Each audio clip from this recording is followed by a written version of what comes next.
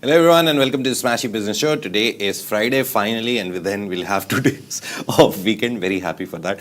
But it's Friday, July 18th and I'm Abdul Majid Aman. And I'm Warid Ahmed and we've got a packed show for you today. Firstly, Dubai's real estate developer Binghatti has opened their first London office to court global investors, but clearly we saw last night that was not the only thing being courted. We saw the Coldplay concert, and secondly, Musk's xAI is in talks for a Saudi data center deal to power their AI push in the Middle East, and the Saudi penny CEO has called himself an idiot for ordering his Calo meals on HungerStation instead of subscribing. And finally, Air Arabia, Abu Dhabi, and Etihad sees Wizz Air Vacancy with ambitious expansions to come. And the very first story today is of Binghatti, obviously. That man, I don't know, he has something about him. His aura. It's a very special aura. And Dubai's fastest growing real estate developer Binghatti is making its first international move, opening a flagship sales boutique in London. The official launch took place on July 16th in the upscale neighborhood of Knightsbridge, South Kensington. The ribbon cutting ceremony was led by founder Dr. Hussein Binghatti Al Jabouri and chairman Mohammed Binghatti, the man himself, marking what the company calls a pivotal step in its global expansion strategy. So Binghatti has delivered more than 11,000 residential units across Dubai and holds a project portfolio valued at over 50 billion dirhams. Now with the new London boutique, the company is targeting international investors, and it's going to offer them more direct access to its premium developments in Dubai and personalized investment support from the heart of the UK capital. And Sarsha Arshane Rahman, if I'm saying your name wrong, I'm really sorry, but says great concept of coming live and giving us all the right updates. That's what we are here for. But coming back to Binghatti, the Dubai-based developer is known for its branded residences, obviously in collaboration with global icons Bugatti, Mercedes-Benz, and Jacob & Co. Its crown jewel, the Burj Binghatti Jacob & Co. residence, is said to be the world's tallest branded residential tower. Also, high-profile buyers like Neymar Jr., Andrea Bocelli, and Terry Crews have already joined the Binghatti roster. Yes, they have. And to just give you guys like more specific numbers, Neymar and Andrea Bocelli, they both joined Bugatti residences by Binghatti. I'm not sure what the number is for Andrea, but the number for Neymar, the famous football player, is that he basically bought a penthouse for 200 million dirhams. And to be specific, that is $54 million. And then Terry Crews also made an investment into Binghatti Aquarise. The launch just recently happened in Coca-Cola Arena. And if you have ever been to a Binghatti property show, then you know how glamorous they are, how big they are. Honestly, best property shows I've ever seen, Majid. And I'm telling you this as someone who's gone to so many of these real estate development launch shoots. So this London sales boutique is really going to act as a central hub for property showcases, investment consultations, and on-site sales. So there's going to be a full team of real estate experts that are going to provide end-to-end service for UK-based and international investors. And according to Chairman Mohammed Binghatti, the company's goal is to make world-class real estate accessible to global investors, and right now in London, connecting them to Dubai's most prestigious opportunities right from their own cities.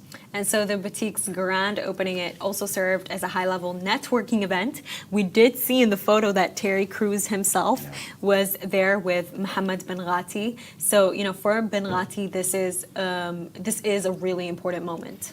Yeah, and its commitment to international expansion, architectural excellence, and design-led investment opportunities are great. He's just a great guy, a very humble guy. Vard has met her. She told us the story. So it's very Majid, nice. I still can't believe that we actually met. Yeah. I remember it, and honestly, most humble person. Even yesterday, we had a video, and basically, what he was saying in Arabic was that to me, successful business is a business where everybody is winning. It's a business where it is ethically carried out, and you can tell that through the kind of business ideology that he has, that this is why he has reached this kind of success now. But just speaking about real estate in London, it's actually not just Binghatti that is opening an office in Knightsbridge. There are also other brands. I believe there is Sotheby's International. They also have a little boutique in London, and when you're walking outside of the store, you can clearly see their upcoming tower. They're also very recently beyond development. They had an entire event in London. It was, they were a part of the royal mascot. They were basically a sponsor there. So we can clearly see how a lot of these Dubai real estate developers, they're making sure that they have a presence in London. They're quite aware of the wealth pool that is there. And that wealth pool does not just include, Gulf investors. It also includes all of these UK billionaires that we've just very recently seen move to the UAE. And there's one more comment, but again, sorry for the very creative names that you guys have, but it's Telesato Bin Music, I think. And she's also saying, good idea for the show. But yeah, we're live. You can comment on Instagram, TikTok, wherever you are. We'll take your comments. Become a part of discussion. And next story is about our neighbors, Saudi Arabia, and they're doing something really interesting. And Elon Musk is a part of it. So basically, the world's richest man and his artificial intelligence startup xAI, they're reportedly in early stage talks to lease data center space in Saudi Arabia, according to Bloomberg. The move marks a potential expansion of xAI's global infrastructure footprint as the company seeks massive compute capacity. Very technical words, but basically they want to rent out the space in a data center, if I had to make it easier to understand. And they want all that space to train and deploy its model, which is Grok. So sources say xAI is exploring partnerships with two players. Specifically, the first is Humane, a Saudi-backed venture promising gigawatt-scale capacity. While that facility may be years away, the second option is a 200-megawatt data center currently under development, which could offer a faster setup for xAI. And unlike some of Musk's previous ventures, xAI would not own the infrastructure. Instead, it would lease capacity to meet its enormous energy demands. Just to give you an example, I think 1 megawatt of data center can light up 10,000 houses for 1 month. So yeah, imagine the energy that they need. And it's driven by the demand for large-scale AI models. You know all of them nearly now, Grok, OpenAI, Perplexity. And this makes the Saudi option particularly attractive for Musk because it offers low-cost energy, because oil-rich country, advanced chip access, because recently Trump gave them more access to more chips, NVIDIA chips, and a very favorable political environment. So the potential Humane partnership could eventually create one of the world's largest AI data hubs. It also reflects this broader trend of AI companies shifting key operations away from the US. But honestly, to me, it just reflects this growing trend of Elon Musk wanting to catch up with Sam Altman. We saw how just very recently Sam Altman announced that they're building the largest data center outside of the US in Abu Dhabi. The deal included Jensen Huang, it included Cisco, included a bunch of companies, but X was not there. Elon Musk was not there. And in fact, according to a Wall Street Journal exclusive piece, Elon Musk went ahead and phoned G42 executives to ask why he was left out. And to me, that's why I feel he is expanding into the Saudi market. It's not just a simple interest or this broader trend to leave the US. It's the fact that he knows Sam Altman took over the UAE. I need to take the next big thing. I need to take my chance before Sam Altman also enters into Saudi. So I think that's really what happened here. And xAI's infrastructure push is being led by Ross Nordin, a former investor at Musk's firm, which is interesting. The company is also in discussions with entities in the UAE and Africa and has ongoing ties with Abu Dhabi-based AI giant G42, signaling that the Middle East could become a core engine for Musk's AI ambition. there's something very interesting in the Bloomberg story. They said there is Humane, obviously, but the problem with Humane is that even if they start digging right now, they haven't broken ground on any of the facilities that they promised. So even if they start digging right now, it will go to at least 2026, 2027, later part of that. They said there is another unnamed company, which is also there, and they are promising 200 megawatts of data center capacity. The funny thing is, recently we did do a story, and it was Khazna data centers, which are now owned by G42. They're the oldest data center operators in the UAE. They were bought out by G42, and they recently announced their plans to go to Saudi Arabia. So maybe it's them. There's no like guaranteed thing, but the only company that I've known which is entering the Saudi market is Khazna Data Centers. So maybe in Saudi Arabia even he's working with a UAE company. So anything is possible. But right now he just needs space to rent out for his data for Grok. And he needs a basically. girlfriend. Honestly, he does. But he's very bullish on Saudi Arabia right now. Majid, honestly, it's his fault. Like, why are you always showing up on a video call? Maybe you need to show up in real life, because I know that he did come to Saudi Arabia with Donald Trump, but he didn't go to the UAE. I didn't see his face anywhere. He's always in those little video calls when he announced the Dubai Loop project in collaboration. Dubai Government Summit, right? In collaboration with the government. So I think if he maybe steps out of the camera a little bit and stops being an ex-keyboard warrior, there'd be more success for him here. I think I can understand. I'm not saying he's right or wrong. I can understand because he has like so many things to run. If you look at his past interviews, not right now, but his past interviews from like 5 years ago when all the companies were in their initial phases, he's like, I'm flying 2 to 3 times every day. We fly like twice or 3. Yeah, he's like, I'm flying literally every day. Sometimes it's a business, like a big commercial airline. Sometimes it's my private jet. I'm just flying so much. So I think it's because of that he's always jumping around, hopping around offices, trying to make things work, which he has done, to be honest. He didn't become the world's richest man just by sitting somewhere. But the good thing is that now a lot of his companies are settled. Tesla, up and downs, but at least there is some kind of normalcy in its functions. He knows that the cars will sell. Less cars will sell, but they will sell. So now he can come to Dubai. Next year, I think he should. And to be honest, UAE was one of the first Middle Eastern countries that he traveled to. He came to one event, and I remember we shared his clip when it was this either time he in was 2018 coming. or 2020. Yeah, and he was like, I love Dubai. My kids love Dubai. My wife, my family, everyone loves Dubai. All of his kids? He's got a lot of children. Yeah, I think he brought, I think Little X was not born at that time, but other kids, yeah. So apparently he loved the place, and then this time he went to Saudi Arabia. I think he just goes to one place once only. That's his rule. Never go again. Honestly, Majid, I'm excited to see what he tells us about Saudi on his X. Honestly, with these businessmen, like, you guys would not believe how much you would discover if you just went through their LinkedIn, you went through their X accounts, and you saw what they had to say. And I think what particularly stood out to the Smashi team is what the Penny software CEO had to say. Essentially what happened is Iyad El-Dalouj went to LinkedIn in a very viral post to call himself an idiot. That's very unexpected. And the reason for this was basically he was ordering daily Calo meals through HungerStation, basically paying more instead of just subscribing directly to Calo's service.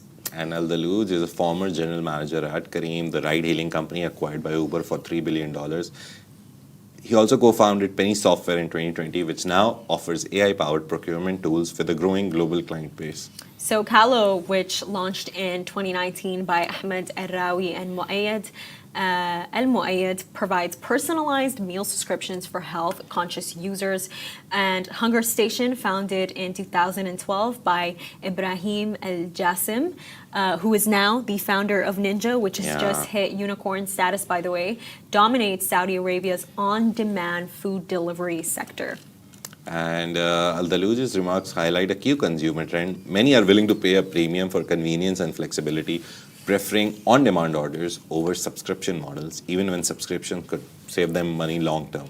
And, the Middle East's online meal delivery market is forecast to reach $11 billion by 2030, driven by digital adoption and everyone's changing lifestyles, which I feel like was specifically triggered by COVID. Now, with 99% of Saudis active on social media platforms like TikTok and Instagram, this is really shaping their food choices, benefiting both Calo and HungerStation's marketing. Honestly, in this specific case, yes, it is entertaining to see a CEO, to see a founder of a very successful company like Penny come and say, hey, I'm an idiot. I've been getting Calo meals every single day, not from Calo, and their amazing subscription services are actually pretty affordable if you subscribe, but from HungerStation. And to me, when I actually thought about this, Majid, you know what that shows? It shows that everyone every day would rather feel like they have a choice in what they can order. They'd rather go on an app like HungerStation, apps like Kareem, Talabat, and feel like,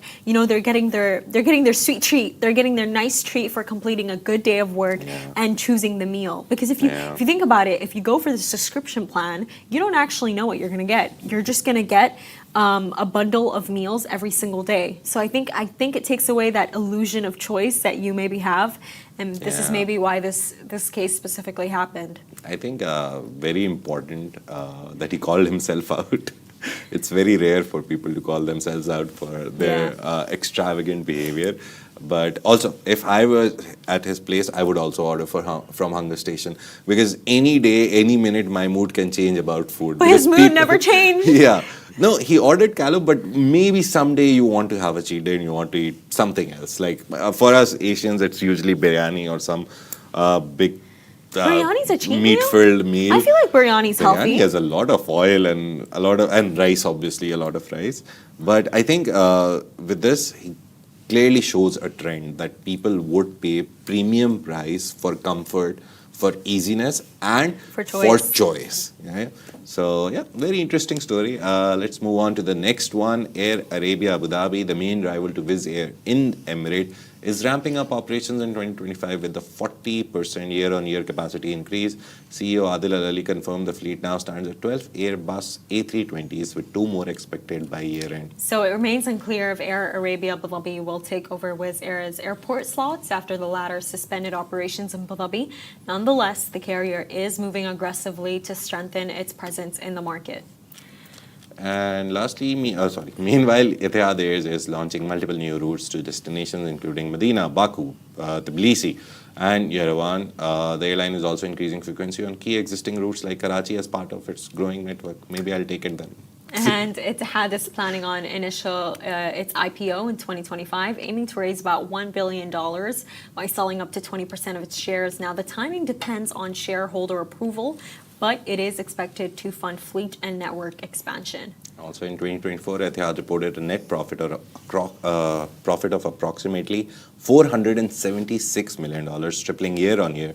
The strong financial performance underpins its Journey 2030 strategy to expand its fleet and routes, building on recent successes in the competitive aviation sector. Very important for pricing and everything. But it's a nice story. Obviously, one person is going out, other people are coming in, and the usual players are coming in. So it's, I think Wizz Air created a more business earning environment for them. And now they're leaving and they can easily jump in because they already have the capacity, they have the airplanes, they have the stuff. I think Air Arabia is adding 2 airplanes just to come up with all the demand that is going to go up, because Abu Dhabi already has announced so many things. The Harry Potter World extension, Disneyland. Again, I have to find out what happened to the Las Vegas fair, which is Abu Dhabi was chosen as the 2nd place. Funnily, Disneyland is 2030, right? I believe 2030, around that time. They didn't give us Vegas fair is at the same time also. And I'm like, what happened? We get Disney updates at least from the group CEO. I'm sure they won't time it at the same time. Honestly, I feel like, Majid, there is nothing worse than when you've timed something to come out and something else came out and overshadowed it. And I think a classic example of this is OpenAI right now. Basically, they came out with this like web and drive personal artificial intelligence personal assistant. But guess what it was overshadowed by? It was overshadowed by the CEO of astronomy, what's his name again? Andrew Byron. Yes, Andrew Byron, who was caught by Chris Martin in the Coldplay concert. Majid, what did you think of that? It happens. Happens to you if you're a cheater. I think just don't do it. I feel And like if you're times are doing it, don't go changing. to public spaces.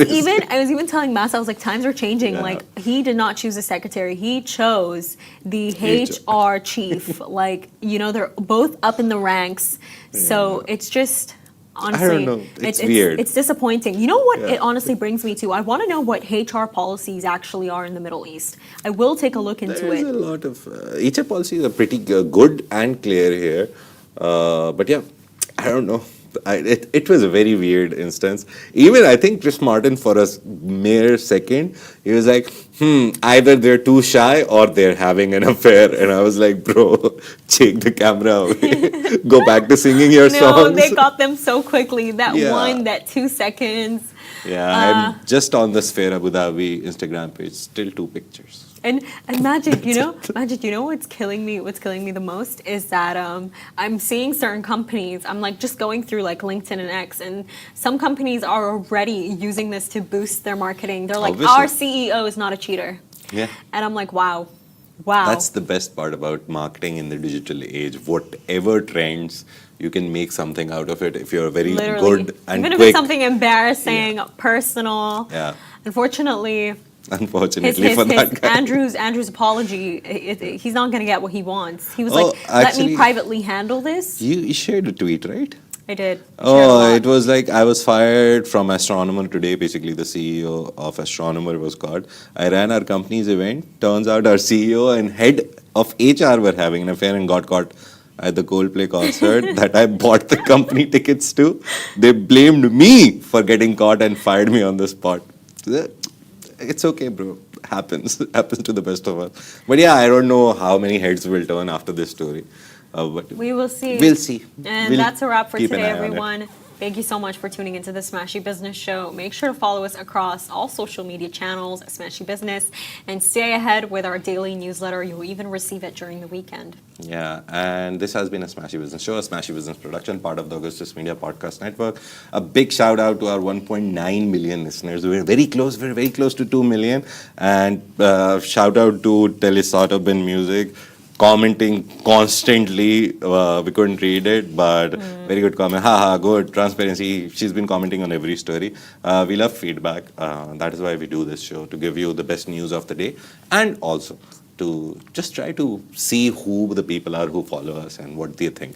So always happy to have discussions with you. We'll see you on Monday now, but Have today... a lovely weekend. Yeah, have a lovely weekend. But today is Smashi Sports Show as well, which will go live around 12 UAE time. So you can tune into that and know about all the things from the world of sports and with focus on Middle East. Have a great day. Have a great weekend. Bye-bye.